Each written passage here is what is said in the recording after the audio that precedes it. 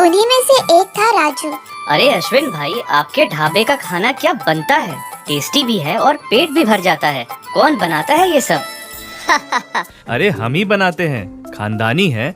बचपन से हम जब भी खाना बनाते थे तो लोग उंगलियां चाटते रह जाते थे। अच्छा अच्छा, बहुत बढ़िया। अच्छा है, अच्छा है। हे भगवान, कब छुटकारा मिलेगा ये रोटी बनाने से? सुबह से शाम तक मशीन की तरह रोटी बेलती रहती हूँ। अरे आज तो हमारे खाने की बहुते तारीफ हो रही थी ढाबे में। वो राजू है ना, बोल रहा था बहुत टेस्टी खाना बनाते हो। हाँ तो बोलेगा क्यों नहीं? उसे क्या, बस खाकर निकल जाना है। अरे हमार महारानी, गुस्सा काहे करती हो? ढाबा ऐसा ही चलता रहा तो बहुत जल्दी एक काम वाली रख लेंगे, तुम्हारा काम कम हो जाएगा। आए बड़े, पिछले महीने भी यही कहा था, कहा कुछ हुआ? अरे हो जाएगा हो जाएगा, बस तुम गुस्सा कम किया करो यार। कल हम रोटी बेल लेंगे, तुम ढाबा संभाल लेना, ठीक है? ठीक है। अगले दिन अश्विन रोटियां बनाता है और रानी ढाबा संभालने पर बैठ जाती है। ढाबे पर ज्यादा काम नहीं होता, ये सोच थी रानी की, पर रानी बिल्कुल गलत थी। कभी एक ग्राहक बुलाता तो कभी दूसरा। अरे भाई, जग में पानी नहीं है। अभी लाई। अरे भाई, थोड़ी दाल डालो। अरे भाई, थोड़ी सब्जी डालो। रानी इस टेबल से उस टेबल पर भाग भाग कर थक गई और फिर काउंटर पर जाकर बैठ गई। इससे अच्छा तो रोटी बनाना ही ठीक था, यहाँ वहाँ भागना तो नहीं पड़ता। तभी अश्विन रोटियां बेलकर ढाबे पर आता है। रानी को देखकर उसके पास जाता है। अरे भाई, थोड़ा ये साफ कर दो। हाँ, आता हूँ। अरे क्या हुआ, हमारी महारानी थक गई, घर जाके आराम करो, ढाबे का काम हम देख लूंगा। रानी घर जाने के लिए ढाबे से बाहर निकलती है। वहाँ उसे एक और ढाबा दिखाई देता है। उस ढाबे को भी पति पत्नी चला रहे थे।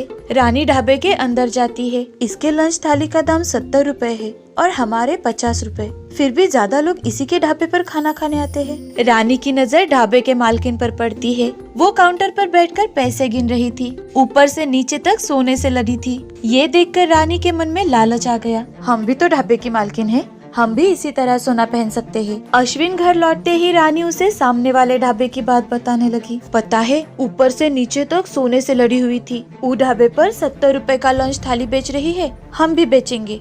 अरे तू पगला गई है क्या? वो ढाबा 20 साल पुराना है और हमारा ढाबा बस 5 साल पुराना। अगर हम भी 70 रुपए दाम कर दिए तो कोई नहीं आएगा। वो सब हमें नहीं पता, जितना ढाबे पर तुम्हारा हक है उतना हमारा भी है। अरे सुनो तो, दाम बढ़ाने पे लोग बंद कर देंगे आना, तो क्या करोगी? हम कोई दूसरा उपाय देखते हैं। अगले दिन रानी बाजार से छोटे साइज की थाली और कटोरियां ले आई। अब थाली की साइज छोटी हो गई थी तो रोटी की भी साइज छोटी हो गई, दाल भी कम हो गई और चावल सब्जी भी कम हो गई।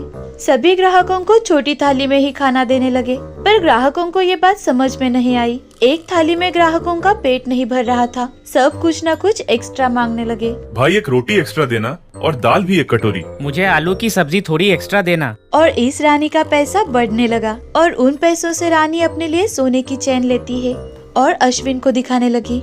ये देखो, 1 महीने के अंदर ही सोने की चेन बना ली हमने। तुमसे तो हुआ नहीं, कहो तो तुम्हारे लिए भी बना दे। नहीं, हमें बेईमानी का खाने नहीं आता। मत खाओ, हम तो बहुत खुश हैं। 1 साल के अंदर ही उस ढाबे वाली से ज्यादा सोना पहनेंगे हम। दोपहर लंच के समय राजू, जो कि पुराना ग्राहक था, वो बहुत गुस्से में आया। अश्विन भाई, ऐसा क्यों किए? अरे भाई, पर हमने किया क्या? आज मैंने लंच थाली तुम्हारे सामने वाले ढाबे पे खाई। उनकी थाली का साइज तुम्हारे थाली से बड़ा था और खाना भी ज्यादा था। एक थाली में मेरा पेट भर गया और तुम्हारे ढाबे पे 2 थाली के 100 रुपए देने के बाद भी पेट नहीं भर रहा था। बेईमानी क्यों किए? अब मैं कभी नहीं आऊँगा। राजू ने सबके सामने ये बात बताई तो ग्राहक उठकर चले गए। अगले दिन अश्विन के ढाबे पर कोई खाना खाने नहीं आया। और कर लो लालच, और सोना बना लो, कोई नहीं आया खाना खाने। अब क्या करोगी? हमें माफ कर दीजिए, हमें नहीं पता था कि ऐसा कुछ होगा। घर जाओ, अगली बार ढाबे पे कदम मत रखना। लालची औरत, तुम्हारी वजह से हमारा धंधा ठप हो जाएगा। रानी रोते रोते